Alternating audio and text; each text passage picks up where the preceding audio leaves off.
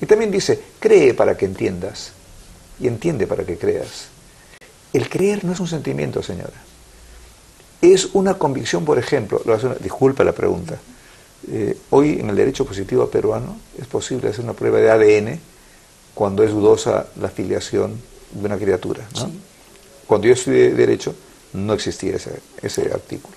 Porque no existía el avance Claro. científico. Pero yo estoy seguro que ni a usted ni a mí se nos ha ocurrido, papá, ¿quieres hacer una prueba de ADN para ver si realmente soy tu hija o tu hijo? Mi papá ya murió.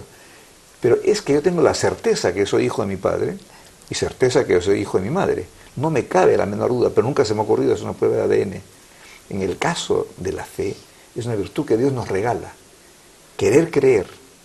Querer creer. Y el Vaticano I, no el Vaticano II. ¿La fe es una virtud? Claro que sí. Y como virtud es un hábito. Y como un hábito es una cualidad estable de la mente. Entonces se protege y se cuida y se alimenta. Así es, o se puede deteriorar si no se usa. Evidentemente, por supuesto. Las abuelas tocaban piano. Hijito, el piano es muy ingrato. Si no tocas, te olvidas. Si la fe no se practica. ¿Cuál es la virtud más importante del cristiano, señora Cecilia? La humildad para poder reconocer que uno se ha equivocado.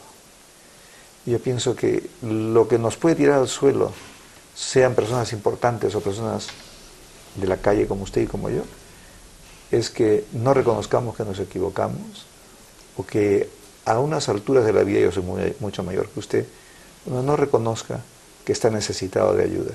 Ese es el más pobre de todos, el que no reconoce que necesita ayuda. El soberbio. Así es.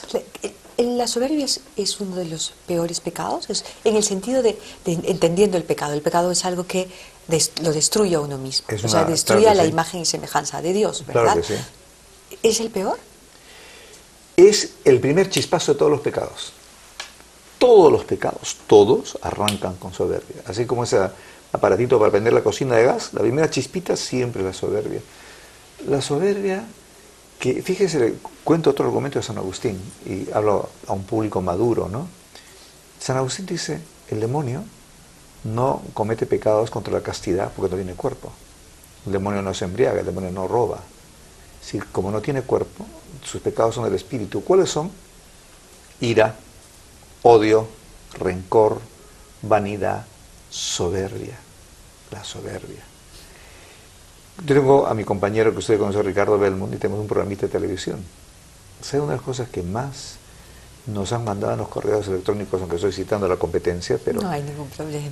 Pero una de las cosas que más me llama la atención de los correos que recibimos, qué difícil se nos hace a los peruanos perdonar. Y para reírnos un poco, cuando yo viví en Italia unos años... Pero qué tremendo eso. Eso es tremendo. Así es. Si uno no puede perdonar, ¿cómo uno puede vivir? ¿Cómo uno puede abrir su corazón? ¿Cómo uno puede tener libertad si no puede perdonar? Es que precisamente el que odia, el que no perdona, es el que más sufre, ¿no? Y le cuento la anécdota porque esta es nuestra Weltanschauung, esta es nuestra peculiaridad peruana. Cuando me manda mi padre a Roma el disco Los Morochucos, don Óscar Avilés, maravillosa guitarra, y me dicen, traduce por favor la letra de este vals que no voy a comentar, porque la letra, a los italianos se desmayaban cuando oían esta letra. Ódiame por piedad, yo te lo pido. Sí. Ódiame sin medida ni clemencia, odio, quiero más que indiferencia, etcétera, porque el rencor, etcétera. Sí, yo creo que es esta mezcla, este mestizaje nuestro que es maravilloso, ¿no? Maravilloso. Claro, pues se convierte en una pasión. Claro. Un defecto que se convierte en una pasión, que se exalta como una pasión, como un extremo del amor. Dice, el rencor hiere menos que el olvido, sí. ¿no es cierto? Es que ¿eso refleja nuestra forma de ser, nuestra forma de convivir? Hay un punto que si lo quitamos, se nos cae todo el sistema, señora Cecilia. Que usted y yo, en teología católica se llama pecado original. Usted y yo tenemos un desorden en la inteligencia. Hay unas palabras rotundas de San Pablo que podrían ser del mejor antropólogo. Y Viktor Frankl, el famoso médico que estuvo en los campos de concentración, la cita. Veo en mí una ley distinta a la ley de mi espíritu, que me sojuzga la ley del pecado, de modo que muchas veces no hago el bien que quiero, antes bien hago el mal que no quiero. ¿por qué cuando tenemos una tentación, en el Padre Nuestro no se dice, no nos mandes tentaciones, se dice, no nos dejes caer? Y un padre de la iglesia dice, un perro encadenado, rabioso, me muerde si yo me acerco a él. Entonces, ¿cómo es posible que tengamos este desorden? Porque hay pecado original, pero tenemos por encima de todo la gracia de Dios. Es que la soberbia nos impide levantar los ojos a Dios y decir, Dios mío, ayúdame. Dios mío, acércame a tu corazón. Es decir, dame la capacidad de recomenzar, la capacidad de pedir perdón. Es maravilloso cuando uno, yo diré como sacerdote, cuando los católicos, como se sabe, tenemos el sacramento de la misericordia de Dios, que es la confesión. Y cuando una persona, que no viene a confesarse conmigo, sino con Dios, a través de ese instrumento humano, que no importa quién sea, el sacerdote siente admiración por ese hombre o esa mujer, que a lo mejor en lágrimas pide perdón a Dios y recomienza.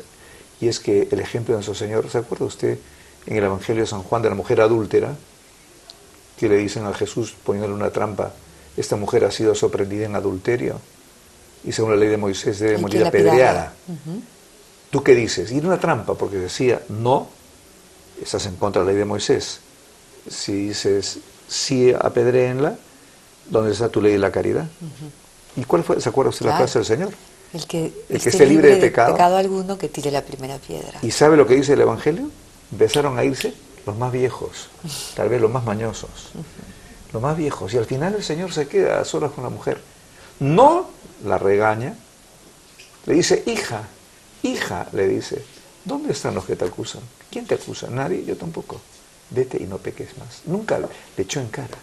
Pero a veces que las pasiones que usted dice, las pasiones hay que saberlas encauzar. ¿Usted tiene hijos? Sí.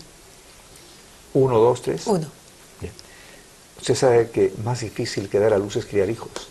Por supuesto. Pienso yo. Y seguramente su hijo debe tener unas habilidades, unas cualidades, unos gustos. Para usted lo más difícil es encauzar las habilidades de su hijo. Por ejemplo, una persona me dijo una vez que tenía un defecto terrible, no era en el Perú, que tenía que luchar, su defecto era la curiosidad, que le gustaba meterse en todas las historias, ser curioso. Y este señor, muchacho, 24 años, 23, estaba haciendo su licenciatura. Digo, ¿en qué? En comunicación. Digo, maravilloso. Esa curiosidad, métela en el mundo de la noticia. Canaliza. Claro, esa es la pasión. Usted ha dicho la palabra. Entonces, con la inteligencia, uno puede, y la gracia de Dios, canalizar. Yo quisiera decir... Y usted ha canalizado también. Claro. Usted ha canalizado hacia la fe, su talento comunicador. ¿No? Esa también es una gran canalización. Eso dicen. El poder conversar con sencillez. ¿Sabe, señora? Yo pienso que la gente, este programa suyo y esto que estamos haciendo ahorita, su reconocida trayectoria periodista, pero yo creo porque son dos personas que están conversando. Hoy día la gente no tiene tiempo para conversar. No tienen tiempo para estar juntos. Si están juntos no se tratan. Y cuando faltan no se extrañan. ¿No? Entonces, por lo tanto, la cercanía humana, tanto internet, veo que usted está con el iPad, yo estoy con el iPad, ¿no? Es un instrumento, pero podríamos estar horas dedicados a este asunto, pero qué gusto poder conversar con usted. Para mí y para todos los que han escuchado su palabra. Esta noche ha sido un gusto enorme, se lo garantizo, Padre Oviedo. Gracias por visitarnos. El gusto es mío y muy un honor para mí. Gracias. Lindo haberlo tenido aquí. Vamos a la pausa y vamos a volver con Nancy Tolentino, la directora del INAVIF. No se vaya porque tenemos una lindísima sorpresa. Volvemos.